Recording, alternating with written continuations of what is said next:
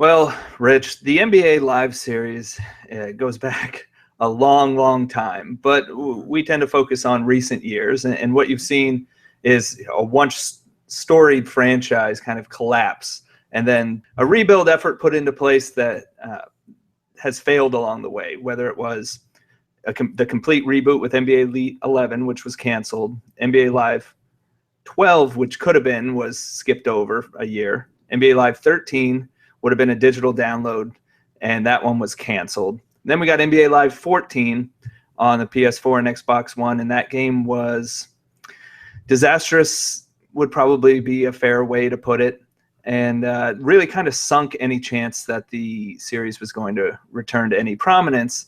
NBA Live 15 sold fewer copies, even though it got better, and NBA Live 16 now it appears has sold even fewer than that. So we're in a situation now where we have some data which is believed to be accurate, and that shows that basically no one bought NBA Live, and relatively speaking, no one bought NBA Live when you compare it to any game on the market, not just NBA 2K16. So we're at a crossroads here where we discussed the possibility of, can NBA Live survive in the past? And it's been a shaky situation. And now it's really even more difficult to wonder how this series could hang around any longer with these type of sales numbers. So what we know is from data that comes from NPD, from a source that receives the information and extrapolation from numbers, that NBA Live apparently sold just over 8,000 copies in September, which is about a week's worth. But again, you have to consider that all video games, especially sports games, are front-loaded. So those are going to be the heftiest numbers. That's in comparison to over 1.1 million in the same period for NBA 2K16. So, Rich, what is your reaction to this? Because I have my own, but I've been saying it for a couple of years now that I'm not sure how this series can continue to go on. But I'm curious, what is your reaction to those type of numbers and the potential future of the series given that? Well, I have a few reactions. Number one, I wish, and I've wished for years, that companies would report sales, Yeah. not have to be figured out, derived based on rumor, innuendo, and hypothesis. Is there any entertainment sector that does not release those numbers? I mean, you get them from movies. It doesn't matter if the movie bombed or is a huge hit. You get the numbers. Music industry, it's just stunning to me that, I guess it's because they're publicly traded companies. Yeah. But that to me would seem like that's even more important information to publicly put out, instead of just publishing your whenever you have a huge hit on your hands and then just ignoring the ones that have suffered. Yeah, so I wish that sales figures were reported by the companies that make these games. I don't know why they're not. They are a publicly traded company. Electronic Arts, Take-Two, Sony, right? These are all companies that are publicly traded, or their subsidiaries are publicly traded. They report earnings, right? But they don't report some of the details. So because of that, that's why you have this speculation. That's why you have this rumor. That's why you have this innuendo. So this report that came out that says that NBA Live sold 8,000 copies, we don't know if that's true. Now, I think we all probably would agree that, based upon anecdotal evidence, right, based upon when we go on to Live, seeing the lack of the numbers of people playing the games, that it has not sold well. So let's put aside the fact that we don't know the actual numbers, but let's assume that the sales numbers are poor. It's upsetting to me for two reasons. Number one, I love sports video games, and I love the fact that there are two legitimate NBA games on the market. I think it makes the entire industry better. It makes it better for people who play games. It makes it better for people who make the games. It makes it better for the league, the real sport. So it's upsetting for that regard. And it's also upsetting to me because these are real people that make these games, that pour their heart and soul into them. These are careers that are on the line. These are not faceless corporations. These are people that I have spoken to and met in person and had come on the show. People like Sean O'Brien, for example. Now, obviously, we're all big boys, right? And we all face various things in our careers. So nobody is immune. So, that's what bothers me the most about this, is because the way that people talk about these things doesn't, I think, in a lot of situations, take into account that there are real people behind this. And I get a sense of sort of a glee about how poorly NBA Live seems to be doing. And if the NBA Live series disappears, that's not good for anybody in any way, right? And so those are the two things that I sort of, take away from hearing these. Yeah, I have a bit of a different perspective on it, and it's not that losing NBA Live would be tragic. I don't think that's the case. Right now, it's not competition. I mean, it's just something that exists. Selling under 1%, well under 1% of gaining that market share is not competition. I mean, that's just a bug that's being squashed. You had Sean O'Brien tell you that if they could just get 10% or 15%, right? He was comparing it to what, the shoe, the world of shoes, yep. Right? So, yep. Or if you could be an Under Armour to the Nike, you can do well. Well, they're not. I mean, that's the bottom line. And so, there are investors involved here, and if a project is a loser, they are eventually going to have to cut that out. And so, I mean, we all want competition and we all want alternative games, but if one is just not viable, it's sticking around, all they're going to do is cut their investment in it, and it's just going to be a half-assed attempt next year. They've done this in the past where they've gotten close to canceling a game, kept it, done nothing with it. You can even look at MLB 2K13 after MLB 2K12, where it was the same game with a roster update. I mean, that's what it becomes, and that doesn't do any good to anybody either. And NBA Live is not pushing NBA 2K16 at this point either. NBA 2K16 is doing their own thing. So the idea that losing Live would hurt people, I'm not sure if that's the case. I'd rather see, and I think based on some of the tweets I received, people would rather see that investment put into other projects, and instead of just cutting out NBA Live doesn't necessarily mean you have to cut everybody out along with it or take that money and just pocket it, right? So there's different projects that they can look at too. But it is a difficult situation, especially since, look, going back, NBA Live was my preferred game all the way through NBA Live 10. I mean, I preferred NBA Live 10 over NBA 2K10, and a lot of people did. But then EA, for whatever reason, decided, hey, our sales look like they're going down. We're going to just completely scrap it and do something wild with it that nobody asked for. And so they've been trying to dig themselves out of it, and they haven't helped themselves along the way. They've made a number of mistakes along the way. That NBA Live 14, there were people who gave it a chance. I mean, we were one of them. And if we were just normal consumers, we would not have gone and bought NBA Live 15 after that. And a ton of people didn't. And that's what happened. And right now, I think what you have is a brand in NBA Live that it cannot be repaired. No matter what they do, there's no way they get out of that hole. I don't think there's any way that happens. So to continue to throw money at it doesn't make sense either. And that's the difficult situation that they're in. It is amazing, really, when you think about it. And obviously, with the benefit of hindsight, it's amazing when you give somebody else an opportunity, what they do with it.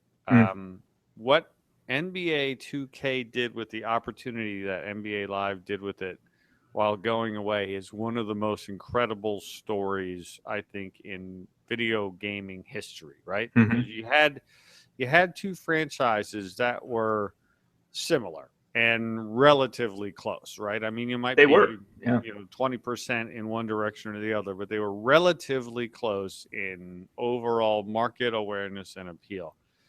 Then you had NBA Live disappear, and in that time, not only did NBA 2K get better, NBA 2K went into another stratosphere with, the Jordan game and then the Legends series on top of it. And then, with the next generation, being so appealing to so many people because of the look of it. And then in the last year or two, just getting the game play on the court so much better and offering so many ways. And obviously plenty of controversy around 2K as well, right? So they weren't perfect, but no, not even.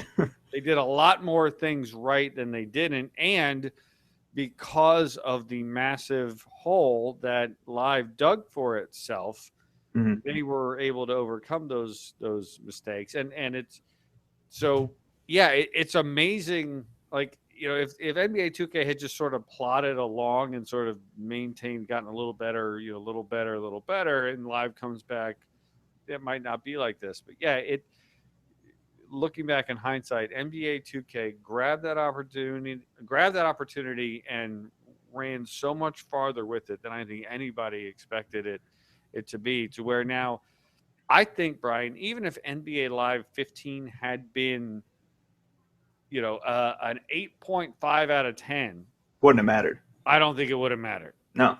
That's how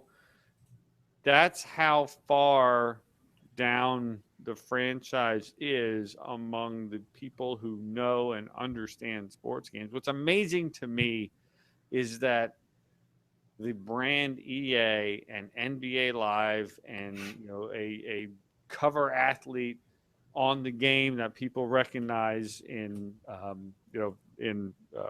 Westbrook really doesn't even get that casual fan walking into the Walmart, walking into the GameStop and saying, "Oh, NBA Live 16, it's got a player on it. It's got NBA. It's got EA on it." EA logo. Yeah, that's what blows me away. Like, I would have thought that by accident there would have been at least some sales that would come from that market, but clearly that market just doesn't exist anymore. It doesn't. And what's even more amazing about it is NBA 2K did that. They squashed the competition without having to acquire an exclusive license, right? They did it with just dominating the market, improving their product yearly, and becoming kind of a cultural phenomenon. So, Rich, you're the pro business guy, Rich. If you were making a decision here, I mean, you seem sympathetic to the situation for EA, but if you were making the decision and you're losing money year over year, and you're not growing, you're shrinking. I mean, there's really very little in the way of options for them at this point, unless they turn around and do something different with that investment. Well, and see, this is what makes it so frustrating for me, right? Because I'm a P&L guy. I'm a dollars and cents guy. To me, what does it cost to make? What is the revenue that it derives? And then where does it fit in your overall portfolio?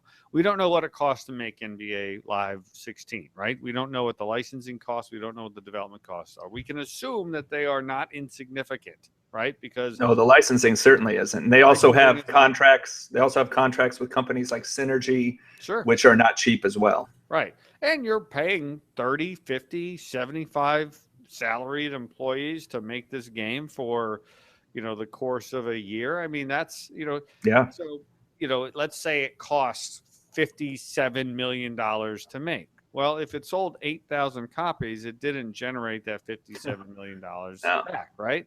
Right. So, that in a vacuum is, a decision that anybody could make, to potentially kill it. But EA's stock is through the roof. Their net income in the last couple of years has gone way up. They are in much better financial shape than they were 2 years ago, 3 years ago, 4 years ago. The NBA is an important brand for a company like EA Sports. EA is moving towards a subscription model every year, more and more. Peter Moore and Andrew Wilson both said as much in an interview last week that I read. The investor call is coming up. I'm sure they're going to be talking about all the digital revenue they had. Not for NBA Live, though. Well, right, not for NBA Live, right? Yeah. So if you look at it in a vacuum, it's like, well, anybody would say kill it, but it's not a vacuum. EA is a profitable company. EA Sports is a vital part of that. FIFA generates a third of the company's income, right? So in a portfolio of FIFA and Madden and NHL and NBA, right? They don't have baseball. They don't have any of the other sort of fringe sports. If NBA disappears, it may not be a dollars and cents decision. They may decide to keep and promote the NBA because as part of its overall EA access and other services that it may offer, it may overall still be worth it to have the NBA brand in your portfolio than not, even if the game itself is not necessarily generating, if it is losing money. They can have an NBA product, they can have an NBA presence without it being NBA Live, right? That the name right now and the concept of the game in general is poison, I think, right now, and they don't have the features to differentiate from the competition either. And so when I tweeted out today, I asked people, what would you like EA to do with the NBA? Do you want them to continue live? Do you want them to do an arcade game? All these different, or what would you like to see them do with the NBA? I received well over 100 replies, and I'm going to throw up some sample tweets from that group. A handful of people who suggested just shutting NBA Live down and putting those resources into other games. Now, their ideas were college basketball and football, which we know why that's not happening right now. Baseball, which is not going to happen right now, and the other games EA already makes. So put that money into making NHL better, or to making FIFA better, or to making Madden better. Then there were some people who liked the idea that I had brought up last year, which was maybe EA needs to be a free-to-play, or NBA Live needs to be a free-to-play Ultimate Team game. People also thought, what if it was just like a $15 Pro-Am game, where maybe you do end up with microtransactions on top of that. Something interesting I didn't expect to hear back was that people want, there are some people who want just 5-on-5 basketball, just like a normal basketball game, but they want it to be more up-tempo, arcadey, kind of run and gun game. Back in the old days, when we had multiple options, you usually had that. You had a game where you were like, well, that's kind of the fast-paced one where you just, everybody's making threes, but it could be fun. Some people preferred that. So you don't have to go pure arcade to make a fun game. And they just want something that's different than different than 2K. Just you need something different. And that was kind of the idea from some people. NBA Jam came up a few times. It's been 4 years since the last NBA Jam released on 360 and PS3. But by far, the majority want a new NBA Street game. And this is well over 50% of the responses were bring back NBA Street, or we want an arcade NBA Street type game. So it's been 2007 was the last NBA Street game. That was right near the start of the 360 PS3 generation. And there's no competition in arcade sports games anymore. Now, the question is whether you can sell an arcade sports game for $60 these days. And you're shaking your head, no, Rich. That's probably the case. And there's different ways to go about it, whether it's a downloadable game. The problem then becomes that's a big investment to make. They put a lot of money into the technology for NBA Street Home Court, and they didn't get their return back on that. So there are concerns there, but I mean, is there more potential maybe with an arcade game going forward than a sim sports game? So that's kind of where things lean, though. Everybody wants basically. I mean, other than 2 or 3 responses saying they'd like NBA Live to continue as is, everybody wants something that isn't NBA Live. They want something, but they just know it's not what NBA Live is right now. And that's people have been saying that with their wallets for 3 years now. And at this point, you have to believe that EA they have to recognize that at the very least, that what they're doing, their strategy right now isn't working, and it's not going to work because whether it's a few years from now or not. Yeah, but again, I mean, it's easy to say their strategy isn't working. We don't know what their true strategy is. Now, again, on the surface, right, their strategy is not to sell 8,000 copies. That's clearly, if that number is true, that is a Yeah. disaster, right? Yeah. Okay, again, so I'm not trying to sound delusional here. But again, the strategy is very different than tactics, right? There's the tactics of having a game and releasing it, but that could be part of an overall bigger strategy of maintaining your brand, right? Hmm. And EA's brand is about simulation sports games. It's in the game, right? It's about simulation style international football with FIFA. It's about simulation style NFL football with Madden. It's about simulation style NHL hockey with NHL. It is about simulation style NBA basketball with NBA Live. EA doesn't do street arcade games. They did, and they quit. And they quit because people stopped buying them. And I'm one of those people. I mean, you and I, Brian, have talked about what is one of both of our all-time favorite sports video games. The Bigs, right? Yeah, I the mean, bigs. the Bigs was spectacular. I loved NBA Street. I loved NBA Street Volume 2. I spent Hmm. hours and hours just on my own on my PS2 downstairs. My wife hanging out watching TV on one TV, and I would play NBA Street for hours. Doing the double dunks and flying through the air and stuff like that. But people don't do that anymore. That is just there is not nearly enough of a market of people who will pay for those kind of games. The market has moved on, and EA recognizes that, and they don't make those kinds of games. People love to think that executives are dumb, but the fact is these guys are very good at what they do, and they've proven it with the dollars that they are earning. They recognize the market does not want an arcade NBA or an arcade FIFA or an arcade, Madden kind of game.